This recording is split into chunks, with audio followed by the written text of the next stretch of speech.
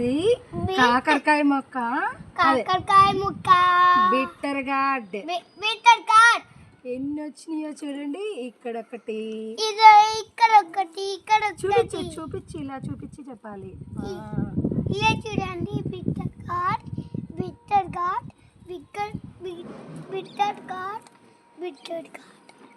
ఇక్కడ ఒకటి ఉంది.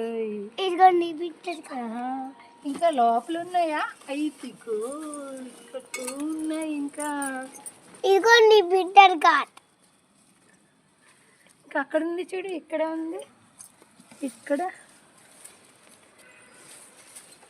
లోపల ఇదిగో బిట్టర్ గార్డ్. ఇదిగోండి బిట్టర్ గార్డ్.